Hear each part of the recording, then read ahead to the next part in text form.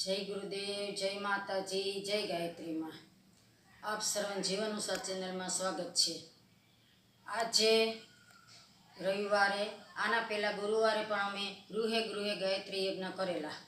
शांतिकुंज आदेश हतो 24 तारीख ने पूनम ते दिवसे आखा विश्व में गृहे गृहे गायत्री यज्ञ की उपासना हती। तो करोड़ों लोकोए गायत्री यज्ञ करेला।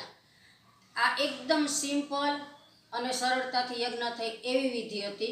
30 મિનિટમાં ઘરે યજ્ઞ થઈ જાય। ઘણા બહેનો ભાઈઓ પરિજનો ભાઈ બહેનોએ ઘણાએ યજ્ઞ કરાવેલા છે। અમારે ત્યાં પણ ઉનામાં પણ 100 થી 125 યજ્ઞ સાંજ સુધીમાં થઈ ગયેલા છે। તો યજ્ઞ એટલે જો તે દિવસે રહી ગયા હોય તો નોકરિયાત વર્ગ છે, કોઈને કામકાજ હોય તો આજે રવિવારે પણ ઘરે ઘરે પાછા અમારા પરિજનો યજ્ઞ કરાવવા ગયા છે ભાઈઓ। અને યજ્ઞ પિતા અને ગાયત્રી માતા યજ્ઞ કરવાથી વિશ્વનું કલ્યાણ થાય છે। પ્રદૂષણ હોય છે તે પ્રદૂષણ અત્યારે બધે બહુ ફેલાઈ ગયું છે, તો યજ્ઞ કરવાથી પ્રદૂષણનું વાતાવરણ સારું થાય છે। અને કહેવાય છે કે ગુરુદેવ કહે છે કે યજ્ઞ પિતા અને ગાયત્રી માતા એટલે ગાયત્રી મંત્રથી મનની શુદ્ધિ થાય છે અને યજ્ઞ કરવાથી વિશ્વની શુદ્ધિ થાય છે, વિશ્વ કલ્યાણ થાય છે। કૃષ્ણ ભગવાને કીધું છે ને કે યજ્ઞમાં હું છું અને ગાયત્રી છંદ છે। ગીતાજીમાં કીધું છે કે છંદ કયો પ્રિય, તો કે મારો ગાયત્રી છંદ પ્રિય એમ। તો આ એકદમ સરળતાથી વિધિ બતાવેલી છે ને એની બુકે એકદમ નાની છે અને 30 મિનિટમાં યજ્ઞ થઈ જાય છે। અને કેટલી સરળતાથી બધું કીધેલું છે કે નાની હવન કુંડી, એના માટે નાનું કોળિયું, છાણાનું કોળિયું અને હવન સામગ્રી બધું તમને લગભગ બધા શક્તિપીઠમાં કે ગાયત્રી મંદિરે કે બધે મળી જાય છે। તો તમે એકદમ સરળતાથી કરી શકો છો। ઘણા અમારા પરિજનો ભાઈ બહેનો ઘરે ઘરે દરરોજ કરે છે।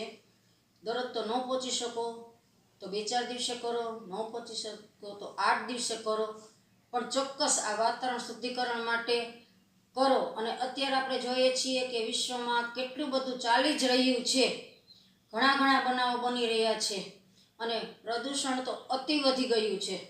અને અત્યારે એટલા તડકા પડે છે કે માણસો ત્રાહિમામ થઈ ગયા છે, ઘરની બહાર નીકળી નથી શકતા અને મજબૂરીથી જેને જવું પડે છે એ તો જાય જ છે। અને આપણે ગઈકાલનો જ જોઈએ તો શનિવારનો રાતના રાજકોટનો જે બનાવ બન્યો છે, તમે કલ્પના આપણે તો ખાલી કલ્પના જ કરવાની છે। જેણે નજર સામે જોયું હશે, જેના બાળકો નજર સામે જલતા હશે, એના શું થયું હશે, એ લોકોને કેટલી હાડ ઉપર અસર થઈ હશે અને જિંદગીભરની કે આવું વાતાવરણમાં આ બાળકો જલતા સામે થતા હશે તો કેટલું આમ એ દ્રશ્ય આપણે નથી જોયું તો આપણને કેટલી તકલીફ થાય છે, તો જે જોયું હશે એને કેટલી તકલીફ થતી હશે।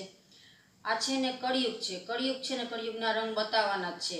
અને જે આ બધી તમે આપણે જે કરીએ છીએ બધા આપણે જો પછી હવે આ કળિયુગમાં ગાયત્રી મંત્ર શ્રેષ્ઠ છે, યજ્ઞ શ્રેષ્ઠ છે, બે વસ્તુ શ્રેષ્ઠ છે। શું કામ કે ગાયત્રી મંત્રથી સદબુદ્ધિની દેવી છે, તો સદબુદ્ધિ આવે છે। અને ગૃહે ગૃહે યજ્ઞ કરવાથી ઋષિઓ આપણા પેલા યજ્ઞ કરતા જ, તો આપણે તો એટલું કરી નથી શકવાના, તો એકદમ સરળતાથી યજ્ઞની વિધિ બતાવી છે। તમે તમારા ગામમાં લગભગ શક્તિપીઠ, પ્રજ્ઞાપીઠ હોય જ છે, પરિજનો ભાઈ બહેનોને તમે કહેશો તો તમારા ઘરે પહોંચાડી દેશે। અમારા આજુબાજુમાં અમારી બહેનો દીકરીઓ 15 યજ્ઞ કરાવેલા છે, બધા એટલા હોશે યજ્ઞની વિધિ બધાએ કરી છે।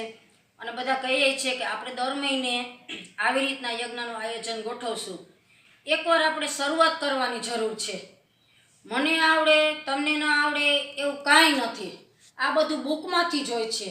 અને એક વિધિ પ્રમાણે આ કાગળ છે, એકદમ સરળતાથી વિધિ એમાં બતાવેલી છે કે જો અમને ન આવડે તો તમે પણ સરળતાથી એકદમ કરી શકો છો।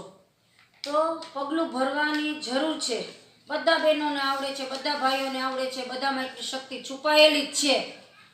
તો આપણે ઘણી જગ્યાએ આપણી શક્તિ વેડફી નાખીએ છીએ। તમે મોબાઈલ કરવા બેસી જાઓ છો તો તમારે કલાક ક્યાં વહી જાય છે તમને ખબર નથી રહેતી।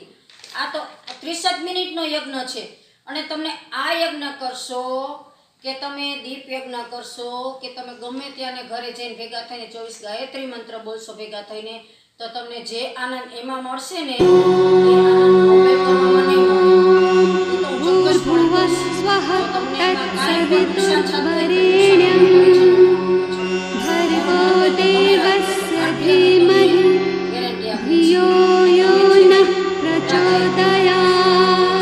તો આજનો દિવસ એ યજ્ઞનો છે.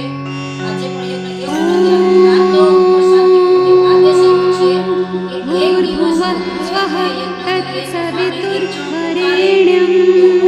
ઓછો થાય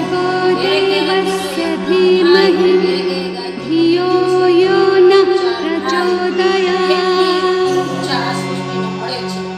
એ માટે થઈને એક દિવસ રહી જાય છે. બાકી દરરોજ તમે યજ્ઞ કરી શકો છો.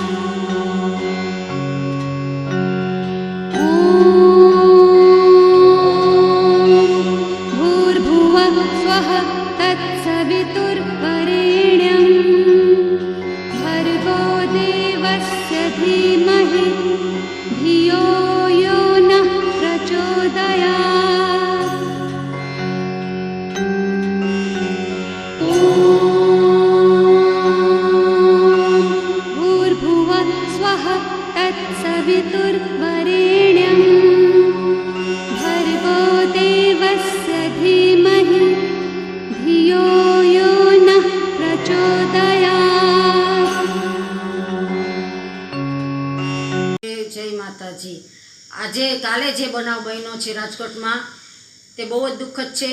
તો અમે બધા પરિવારવાળા બહેનો ગાયત્રી મંત્ર તેમજ મૃત્યુંજય મહાદેવના મંત્રથી તેમને શ્રદ્ધાંજલિ આપીએ છીએ કે માં તેના પરિવારને શક્તિ આપે અને શિવ એ જીવને તેનામાં ભેળવી લે. તો પ્રાર્થના કરીએ છીએ.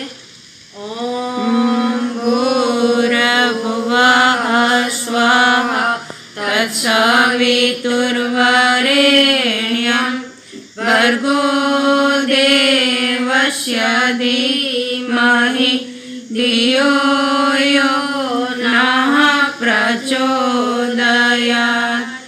ઓમ ત્ર્યંબકં યજામહે સુગંધિં પુષ્ટિવર્ધનં ઉર્વારુકમિવ બંધનં મૃત્યોર્મોક્ષ્યમામૃતા. તમે પણ બધા ગાયત્રી મંત્રથી શ્રદ્ધાંજલિ તેમજ મૃત્યુંજય મંત્રથી આપજો તેવી આશા રાખું છું. જય ગુરુદેવ, જય માતા.